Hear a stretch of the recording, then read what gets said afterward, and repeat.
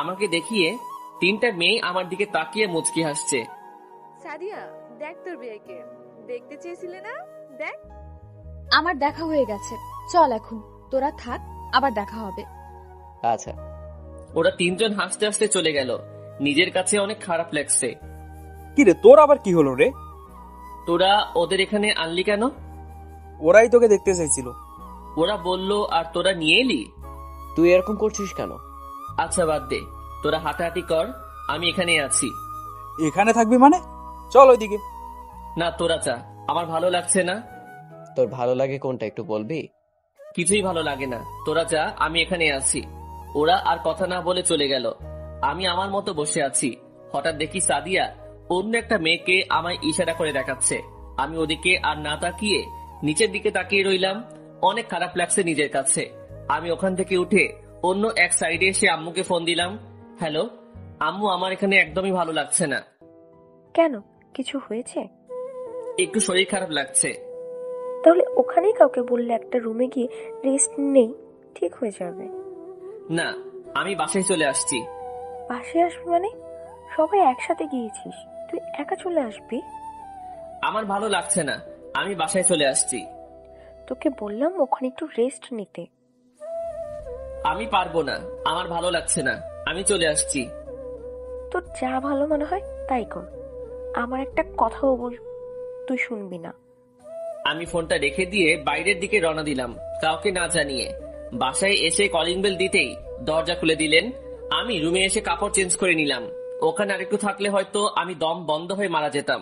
Fresh হয়ে washroom থেকে বেরিয়ে সোজা বিছানায় চলে গেলাম। কি আর করব, কিছুক্ষণ শুয়ে থাকতে থাকতে ঘুমিয়ে গেলাম। হঠাৎ করে ঘুম থেকে লাফিয়ে উঠলাম, কারণ স্বপ্নেও সেই বিয়ে বাড়িটাই দেখেছি। আমি আর সাদিয়া একসাথে বসে খাবার খাচ্ছি। এটা কি সহ্য করা যায়? যার জন্য বাড়িতে এসে ঘুমিয়ে আছি, এখানেও সেই একই দৃশ্য। বাল, এখন দেখছি স্বপ্নেও বাস্তব দেখতে শুরু করেছি। যেটা বাস্তবে অসম্ভব ছিল, সেটা স্বপ্নে সম্ভব করে দিল। যাক, ভালোই হয়েছে। বিছানা থেকে উঠে ফ্রেশ হতে গেলাম। ফ্রেশ হয়ে এসে ফোনটা হাতে নিয়ে দেখি অনেকগুলো মিসড কল, যার মধ্যে সাগর, রাহাত আর ভাইয়ার ফোন এসেছে। আমি যখন ঘুমিয়েছিলাম তখন এসেছিল। আমি ফোনটা হাতে নিয়ে ছাদে চলে এলাম। ভাইয়াকে ফোন দিতে যাব, তখনই ভাইয়ার ফোন আসলো। কোথায় তুই? আমি বাসায় চলে এসেছি। কাউকে কিছু না জানিয়ে বাসায় গিয়েছিস কেন? আমার ভালো লাগছিল না। একবার বলে তো যেতে পারতি। আর কতবার ফোন দিলাম, তোর কোনো খোঁজেই নেই। আমি ঘুমিয়েছিলাম। কত দূর তোরা? চলে আসছি, সবাই গাড়িতে। ভাবিদের বাসা থেকে কেউ আসছে? কে কে আসছে? আমার নানু, শাশুড়ি আর কে কে যেন, আমি ভালো মতো চিনি না। ও আচ্ছা, আয়। ফোনটা রেখে ছাদে একাই বসে রইলাম। একটু পরে দেখি ভাইয়াদের গাড়ি ভিতরে ঢুকলো। দেখতে দেখতে অনেক লোকজন জড়ো হয়ে গেল। আমি আর নিচে গেলাম না, ছাদে বসে রইলাম। সবাই মিলে ভাইয়া আর ভাবিকে গাড়ি থেকে নামিয়ে ভিতরে নিয়ে গেল। আমি ছাদের এক কোণে দাঁড়িয়ে দেখলাম। একটু একটু পরেই ছাদে কারো আসার আওয়াজ পেয়ে পেছনে তাকিয়ে দেখি সাগর আর রাহাত। শালা, কিছু না বলে চলে আসলি কেন? আমার ভালো লাগছিল না, তাই চলে এসেছি। চলে আসছিস ভালো কথা, কিন্তু কাউকে বলে তো আসতে পারতি। কত খুঁজেছি তোকে জানিস। আমি সরি রে, বুঝতে পারিনি।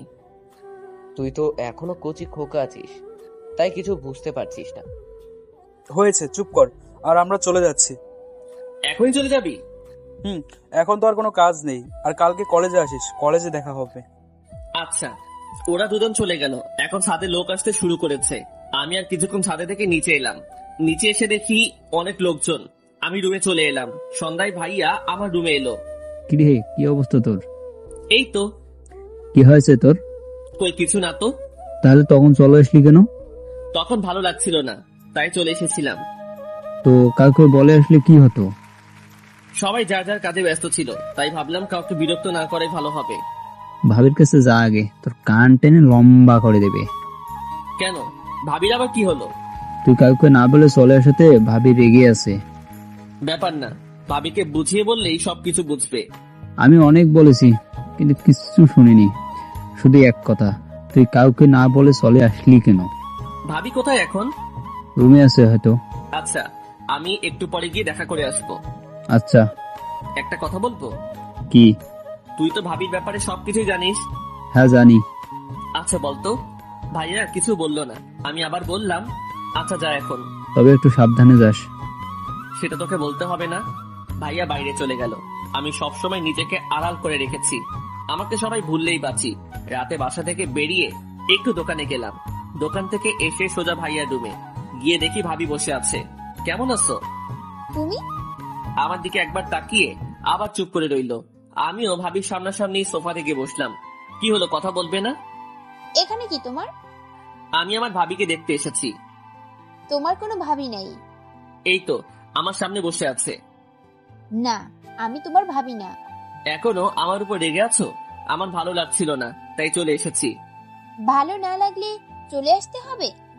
কাউকে বলতে পারতে না? আমি তো কাউকে তেমন চিনি না, আর সবাই যার যার কাজে ব্যস্ত ছিল। আমি তো ছিলাম, আমাকে বলতে পারতে। আচ্ছা আমার ভুল হয়েছে, এরকম আর হবে না। আমি কিছু শুনতে চাই না, তুমি যাও এখান থেকে। আমি সরি বলছি তো। আমার কারোর সাথে কোনো কথা নেই। ভাবি দেখো তো এটা কি? চকলেট? এবার রাগ কমেছে? না। আমি তো জানতাম কারো প্রিয় জিনিস হাতে পেলে তার রাগ অভিমান সব ভেঙে যায়, কিন্তু এখানে তো সেটা হলো না। তাহলে এতদিনে ভুল জেনেছি। আচ্ছা থাকো, আমি চলে যাচ্ছি। ওই দাঁড়াও, আমি তোমাকে একটা শর্তে মাফ করতে পারি। কি শর্ত? এভাবে মাঝে মাঝে আমাকে চকলেট এনে দিতে হবে। আচ্ছা ঠিক আছে। এবার আমার কাছে এসো। কেন? আরে আসো তো, ভয় নেই।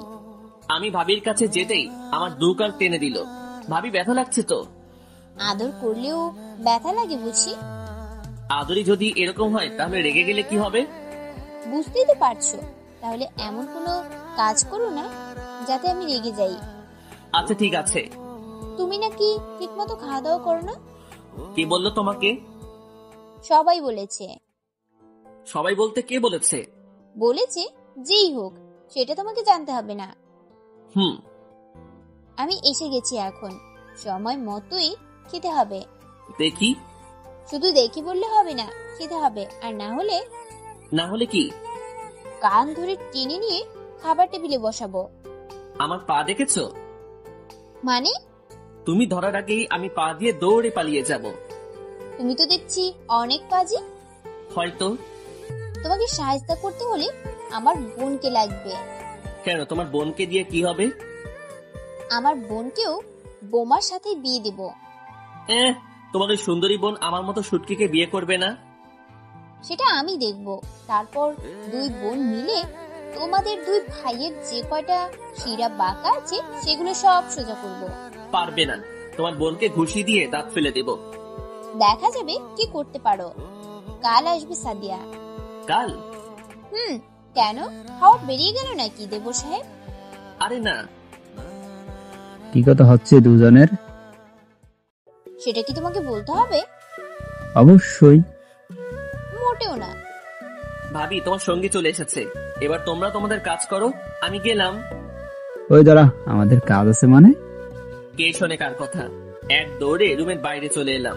আমার নিজের রুমে এসে ওভাবেই বিছানায় শুয়ে পড়লাম। কাল সাদিয়া আসবে ভেবেই বুকের বাম পাশটা কেমন যেন করে উঠলো। অনেক আনন্দ হচ্ছিল, আবার পরক্ষণেই মনটা খারাপ হয়ে গেল। সাদিয়ার সামনেই আমি কিভাবে যাব?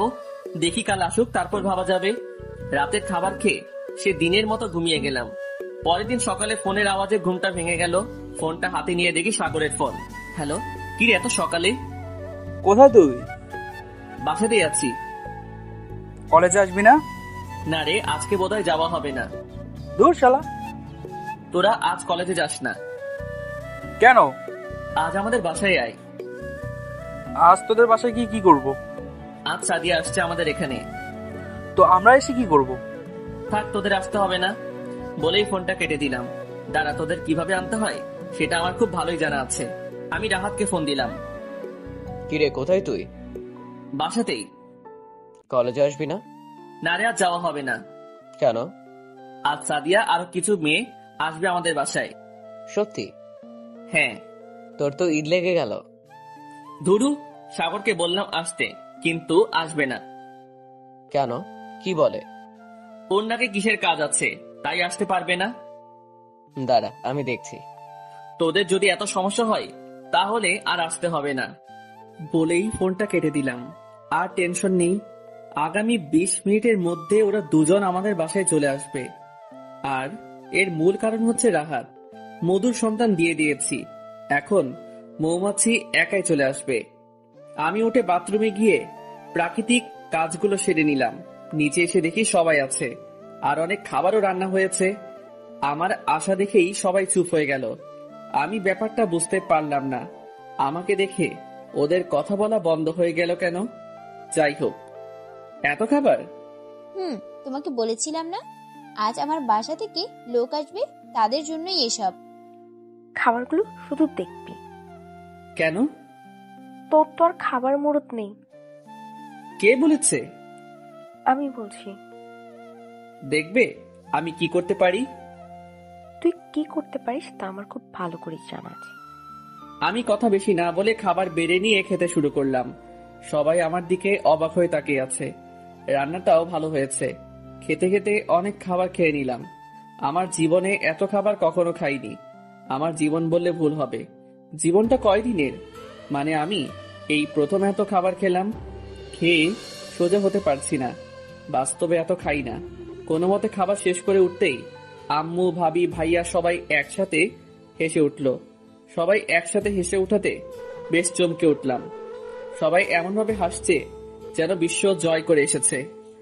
পাগল হয়ে গেলে নাকি সবাই? তুই তাহলে ফাঁদে পা দিলি? কিসের ফাঁদ? তোর খাওয়ানোর জন্য। মানে বুঝলাম না। তুমি নাকি খাবার খাও না, তাহলে এতগুলো খেলে কিভাবে? আমার তো বিশ্বাসই হচ্ছে না যে ও এগুলো খাবার খেলো না। দেখতে হবে না বুদ্ধিটা কার ছিল। আমার মাথায় কিছুই ঢুকছে না। কেউ একটু খোলাসা করে বলবে? তোকে খাওয়ানোর জন্য তোর ভাবি একটা প্ল্যান করেছিল। কিসের প্ল্যান? তোর ভাবি। থাক আম্মু, আমি বলছি। আমি আম্মুর থেকে সব শুনেছি যে তুমি ঠিক মতো খাওয়া দাওয়া করো না, আর এটাও জেনেছি যে তোমার জেদটা একটু বেশি। আমি এটাই কাজে লাগিয়েছি। মানে? কোনো মানে না, আমি আম্মুকে বলেছিলাম যাতে তোমাকে রাগিয়ে দেয়, আর এটাই হলো। তুমি রাগ করে জেদের বসে কতগুলো খাবার খেয়ে নিলে। তার মানে তোমরা তখন এই বিষয় নিয়ে কথা বলছিলে, আর আমি আসাতেই সবাই চুপ হয়ে গেল। এটাই শেষ, আর পারবে না। দেখা যাবে। আমি আর ওখানে এক মুহূর্ত থাকলাম না। আমার সাথে এত বড় বাটপাড়ি! আমি উঠে যেই সিঁড়ির কাছে আসছি তখনই পেছন থেকে কারো ডাক পড়ল। তাকিয়ে দেখি সাগর আর রাহাত হাজির। তোরা নাকি আসবি না? তাহলে আসলি কেন? এই যে আছে না একটা, জোর করে ধরে আনলো। এসেছো ভালো হয়েছে, আমিও তোমাদের আসতে বলতে চেয়েছিলাম। আমরা চলে এসেছি। আচ্ছা ভিতরে যাও। আমরা ভিতরে চলে এলাম। সাদিয়ার সাথে আরো কিছু মেয়ে আসার কথা। ও, এবার বুঝতে পারছি। কি? তুই এত জোর করছিলি কেন এখানে আসার জন্য? তাহলে এই ব্যাপার, তাই না? তোর কাছে যদি তখনই বলতাম তাহলে তুই আসতে না। আচ্ছা, তুই কি কখনো ভালো হবি না? সব সময় মেয়েদের পেছনে ঘোরা, তাই না? তোদের মতো নাকি নিরামিষ? নিরামিষ কাদের বললি তুই? তোদের বললাম, তাছাড়া আর কাকে বলবো? এটা তুই ঠিক করিস না। তুই একদিন এই মেয়েদের চক্রে ফেসে যাবি, বুঝছিস? ও তো ফেসে গেছে। কেমনে? মেয়েগুলো আসছে না। মানে? মানে টানে কিছুই না, তোদের আনার জন্য ওটা বলেছিলাম। ঠিক হয়েছে। আমি জানতাম যে রাহাতকে যদি বলি আমাদের বাসায় ময়দা সুন্দরী আসবে, তাহলে রাহাত ডানা ছাড়াই ভেসে চলে আসবে, আর রাহাত আসলে সাগরকে নিয়েই আসবে। তার মানে ধর শালারে। আমি এক দৌড়ে ওয়াশরুমে চলে গেলাম। ওরা দরজা ধাক্কাচ্ছে বাইরে থেকে। একটু পর আর কোনো সাড়া পেলাম না। আস্তে করে দরজা খুলে দেখি কেউ নেই। বাইরে এসে দেখি ওরা নিচে আর সাদিয়ারাও চলে এসেছে। আমি নিচে গেলাম না, রুমেই বসে রইলাম। হঠাৎ সাগর আর রাহাত ভিতরে ঢুকে এলো। এখন কি করব? ফাইজলামি করিস না, ভালো লাগছে না। ভাবি চলে এসেছে, এখন সবকিছুই ভালো লাগবে। ভাবি মানে? ভাবি মানে সাদিয়া, আর সাদিয়া মানে ভাবি, সিম্পল। এখন বাল পাকনামো করবি না। এখানে আবার ওসব আসলো কেন? দেখ, আর যাই করিস আপাতত কোনো মেয়েকে নিয়ে আমার সাথে ফাইজলামি করবি না। সেটা সময় হলেই বুঝতে পারবি। সেটা বললাম, মাথায় রাখিস। থাকবে। চল নিচে যাই। এখন না। এখন না মানে? সবাই নিচে আর আমরা এখানে বসে থাকবো? আমি বুঝি তো, তুই যাবি হচ্ছে সাদিয়ার জন্য, তাই না? আরে না, সাদিয়া তো সাকিবের বউ আর আমাদের ভাবি। ভাবির দিকে তাকিয়ে লাভ নেই। দেখ, আর কিছু বলতে না দিয়ে হাত ধরে টেনে বাইরে নিয়ে গেল। নিচে যাওয়ার পর সাদিয়া আমার সাথে স্বাভাবিকভাবেই কথা বলছে। অবাকই হলাম। কেমন আছেন বিআই সাহেব? ভালো, আপনি কেমন আছেন? দেখতেই তো পারছেন। তা কাল আমাদের বাসা থেকে কাউকে না বলে চলে আসলেন কেন? এমনি, ভালো লাগছিল না। হয়েছে, আর বলতে হবে না, আমি জানি। জানলেই ভালো। আমি আর কথা বাড়ালাম না। আমার পুরা শরীরে যেন শরীর কম্পন হচ্ছে। এমনিতেই মেয়েদের সামনে দাঁড়িয়ে কথা বলতে পারি না, আর ভালো লাগার মানুষের সামনে তো আরও না। হ্যাঁ, আমি সাদিয়াকে পছন্দ করে ফেলেছি। এরপর থেকে সাদিয়া আমার সাথে ভালোভাবেই কথা বলে। হাসি ঠাট্টা মজা মাস্তি সবকিছুই স্বাভাবিকভাবেই করতে লাগলো। বিআই বিআইনের যেমন সম্পর্ক হওয়া উচিত সেরকমই চলতে লাগলো। সাদিয়ার সাথে এভাবে কথা বলতে বলতে ওর সাথে অনেক ফ্রি হয়ে গিয়েছি। এখন আর সাদিয়ার সাথে কথা বলতে গেলে আর কাঁপাকাঁপি করে না, কিন্তু অন্য কোনো মেয়ের সামনে গেলেই দাঁড়িয়ে যায় গায়ের লোম। আমি ধীরে ধীরে সাদিয়ার প্রতি আরো দুর্বল হতে শুরু করেছি, ওকে ভালোবাসতে শুরু করেছি। কথা বলতে বলতে সাদিয়া এখন এতটাই ফ্রি ভাবে কথা বলে যে মাঝে মাঝে মনে হয় সাদিয়াও আমাকে ভালোবাসে, কিন্তু বলতে পারে না। আমার মতোই আমি যে সাদিয়াকে পছন্দ করি বা ভালোবাসি সেটা রাহাত সাগর ওরা দুজনেই জানে। হঠাৎ একদিন কলেজে থাকা অবস্থায় একটা ছেলে এসে সাদিয়াকে প্রপোজ করে। ছেলেটা আমাদের ক্লাসমেট। সাদিয়াও তেমন কোনো প্রতিক্রিয়া দেখায় না। এমন মনে হলো যে সাদিয়া প্রপোজালটা গ্রহণ করে নিয়েছে। ছেলেটা একদমই ভালো না, অনেক মেয়ের জীবন নষ্ট করেছে।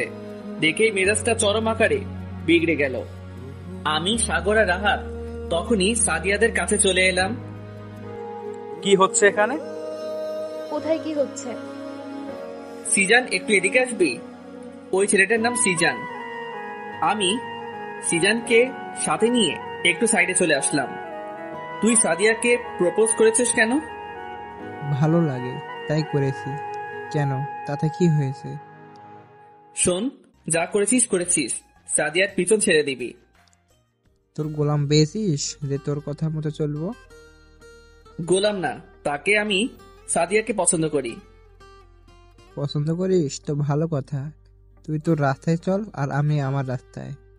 তুই সাদিয়ার থেকে দূরে দূরে থাকবি। তুই কে রে, তোর কথা মতো চলবো? আমার কথা মতো চলতে হবে না, তুই যার কথা মতো চলতে পারিস তাকেই বলবো। কাকে বলবি? তুই কার ভয় দেখাস আমাকে? দাঁড়া। আমি তখনই আমার পকেট থেকে মোবাইলটা বের করে ভাইয়াকে ফোন দিলাম আর সব ঘটনা খুলে বললাম। ভাইয়া তখনই কিছু বড় ভাইদের ফোন করে বলে দিল। একটু পরে দেখি কলেজের কয়েকটা সিনিয়র ভাই আমাদের দিকে আসছে। আমাদের কাছে এসে কোনো কথা না বলে সিজানের কলার ধরে টেনে নিয়ে গেল। ওইদিকে সাদিয়া, সাগর আর রাহাতের কথা। ওই ছেলেটা তোকে প্রপোজ করলো আর তুই সেটা গ্রহণ করে নিলি? কোথায় গ্রহণ করে নিলাম? আমরা তো তাই দেখলাম যে তুই ছেলেটাকে কিছুই বললি না। আরে এটা তো কমন ব্যাপার, এরকম অনেক আছে আমার কাছে। এইসব ক্ষণিকের মোহ। কিন্তু একজন তোকে সত্যি অনেক ভালোবেসে ফেলেছে রে। কে সে? তোর কাছের মানুষ একজন। আরে কে বলবি তো? সাকিব। মানে? হ্যাঁ, সাকিব তোকে ভালোবাসে।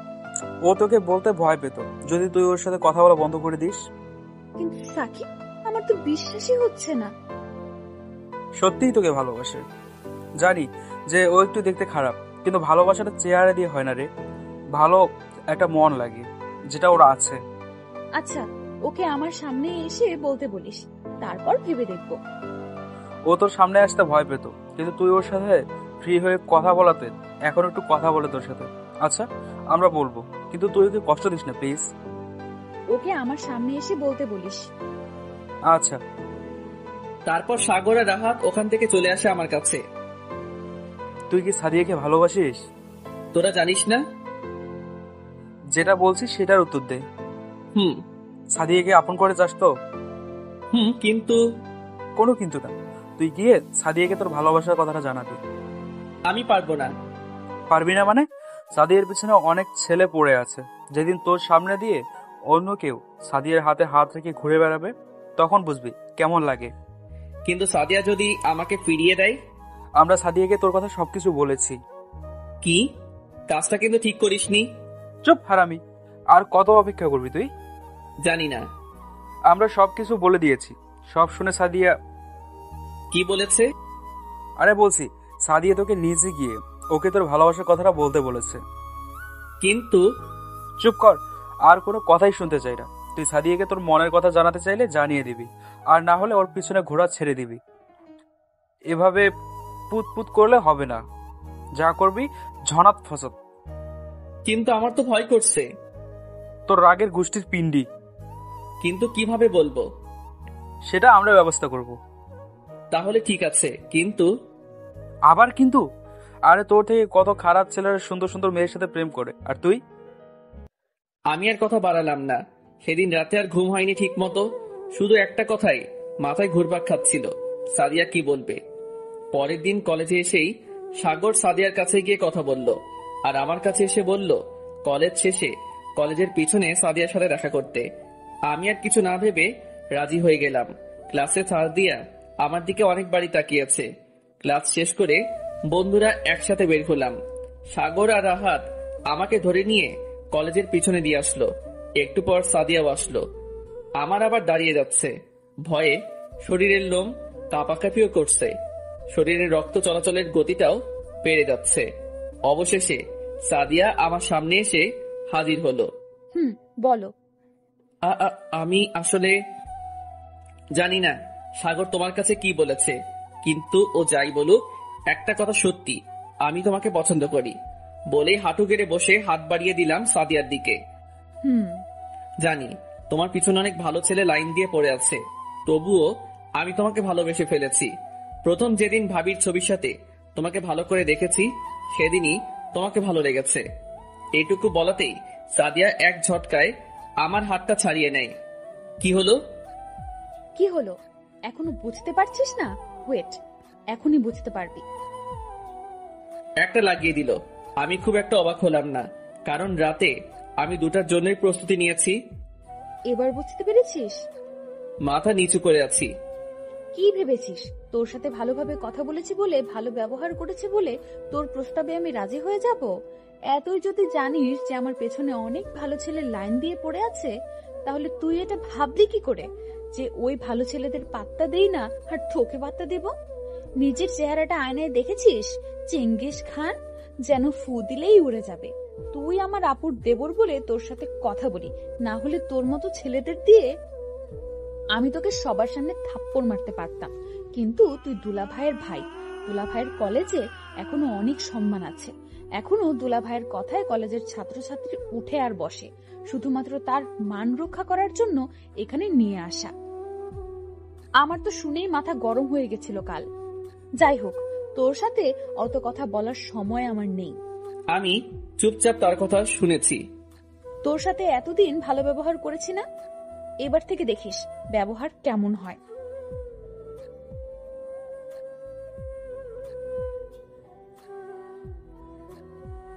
কল্পনা শেষ, বাস্তবে আমার আর মিথিলার কথা।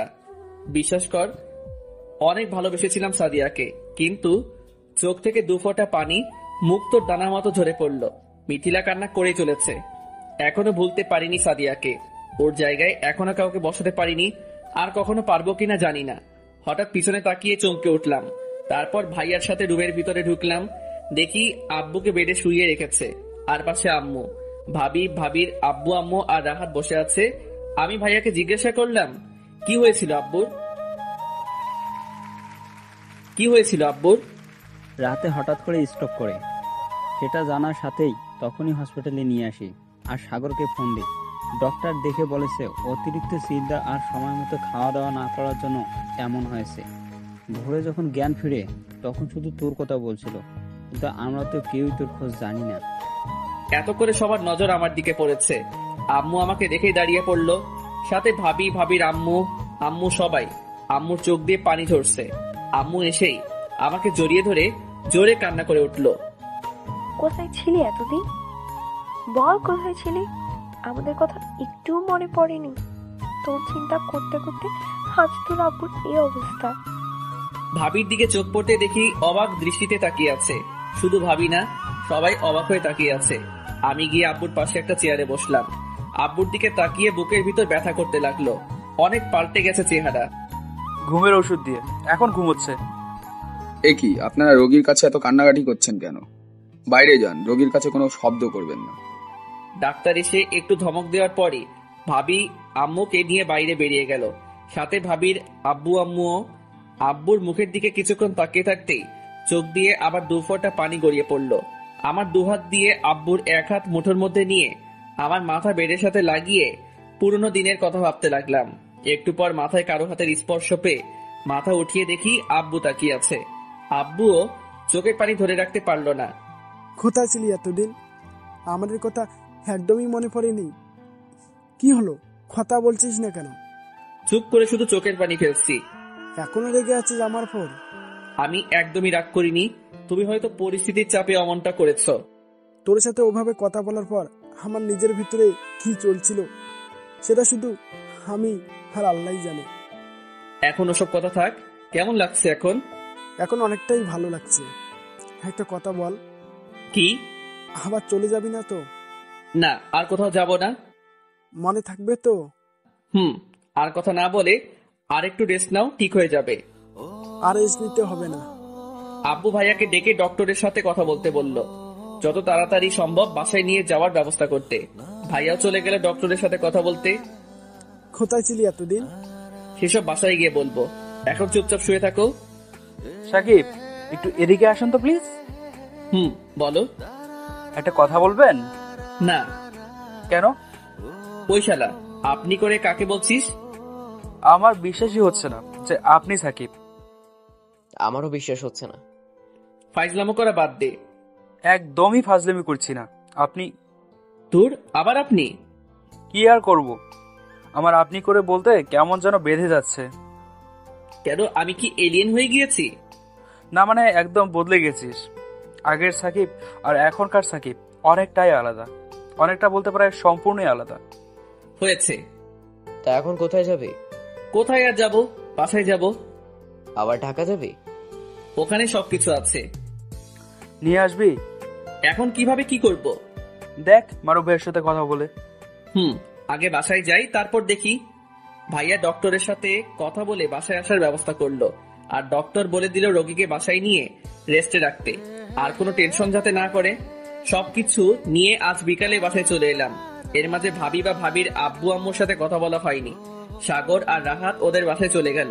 অনেক বলার পরও আসলো না। বাসায় এসে আব্বুকে রুমে দিয়ে আমার রুমে চলে এলাম।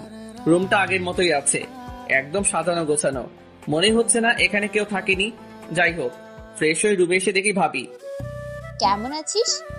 ভালো। এখন আমার উপর রেগে আছিস? না। আমরা বুঝতে পারিনি সাদিয়া এমন কিছু করবে। ওসব নিয়ে আর কথা বলতে চাই না। অনেক বদলে গেছিস। পরিস্থিতির মাঝে নিজেকে মানিয়ে নিয়েছি। তোর কথাগুলোও চেঞ্জ হয়ে গিয়েছে। সম্পূর্ণ চেষ্টা করছি নিজেকে নিজের মতো গোছানোর। অনেক বড় হয়ে গিয়েছিস। আচ্ছা নিচে আয়। আসছি। ভাবি চলে গেল। আমি ড্রেস চেঞ্জ করে নিচে আসলাম। দেখি আব্বু বাদে সবাই বসে আছে। সবার সাথে বসে খাবার শেষ করলাম। খাবার শেষে রুমে এসে বিছানায় বসতেই ভাবির আব্বু আম্মু আমার রুমে এলো। সাকিব, বাবা তোমার সামনে দাঁড়ানোর মুখ আমার নেই। আরে আঙ্কেল, সমস্যা নেই। আমরা জানি সাদিয়া অনেক বড় একটা অন্যায় করে ফেলেছে, কিন্তু এখন যা হবার হয়ে গেছে ওসব মনে রাখলে হয় না বাবা। আমিও তো সেটাই বলছি, ভুলে যান সব। আমরা তোমার সামনে আসতেও লজ্জাবোধ করছিলাম। সাদিয়া এমন একটা কাজ করবে আমরা কখনো ভাবতেও পারিনি। আন্টি, অতীতকে অতীতে থাকতে দিন। এখন বর্তমান বোঝার সাথে অতীতের বোঝা আনলে বোঝাটা বয়ে নিতে কষ্ট হবে। তাই বলছি, অতীতকে বর্তমানে আর আনবেন না। তুমি এখন অনেক কিছু বুঝতে শিখে গিয়েছো। আচ্ছা যাই হোক বাবা, আমরা একটু পর বাসায় চলে যাব। আজ থেকে যান। না, বাসায় শুধু সাদিয়া একা আছে। ও আচ্ছা, আমাদের বাসা থেকে ঘুরে এসো। সময় পেলে যাব। আঙ্কেল আর কিছু বলল না, কারণটা জানেন? বাসায় যাওয়ার কথাটা বলেছে নিজের সম্মানার্থে। আমার নিজের অনেক খারাপ লাগছে। শরীরের উপর দিয়ে অনেক ধকল গিয়েছে। বিছানায় শরীরটা এড়িয়ে দিতেই রাজ্যের ঘুম দু চোখে হামাগুড়ি দিয়ে পড়ল। ঘুম ভাঙলো রাত 8টায়। ঘুম থেকে উঠে দেখি অনেকগুলো কল এসেছে, তার মধ্যে মারুফ ভাই আর মিথিলার ফোন। আমি সাথে সাথেই আগে মারুফ ভাইকে কল ব্যাক করলাম। মারুফ ভাই বাজারে থাকায় মারুফ ভাইয়ের সাথে কথা বলে আবার মিথিলাকে ফোন দিলাম। দুবার ফোনটা বেজে কেটে গেল, আবার দিতেই ফোনটা রিসিভ হলো। কেমন আছিস? ভালো। ফোন দিয়েছিলি? কুত্তা, তুই বাসায় গিয়েছিস? যাওয়ার আগে আমাকে একটু জানালে কি হতো? আমি নিজেও জানতাম না যে আজ বাসায় আসতে হবে। আন্টি তোকে কিছু বলেনি? বলেছে। ও, ভুলে গিয়েছিলাম। আঙ্কেল এখন কেমন আছে? এখন সুস্থ। আমার এখানে একা থাকতে ভালো লাগছে না। কেন, মারিয়া কোথায় গিয়েছে? আরে ওকে দিয়ে আমি কি করব? ওর সাথে করে নিয়ে নাচানাচি করবি। এখন মজা করার মুড নেই। আচ্ছা, তুই ঢাকায় আসবি কবে? আর যাব না। বলেছি আমার মজা করার মুড নেই এখন। তোর কি খুব বেশি খারাপ লাগছে? একটু। আচ্ছা, তাহলে আমি তোর আব্বুকে বলে তোকে আনার ব্যবস্থা করব। তাহলে তুই সত্যি আসবি না? আরে আসবো, 2-1 দিনের মধ্যে আবার চলে আসবো। কোথাও যাওয়া হচ্ছে না। পেছন থেকে কেউ বলল। তাকে রেখে আব্বু, আব্বু তুমি? তুই কোথাও যাবি না। মিথির, আমি তোর সাথে পরে কথা বলবো। আচ্ছা, বাই। কিন্তু আব্বু, আমার সবকিছু তো ওখানেই আছে। আর কলেজ আছে।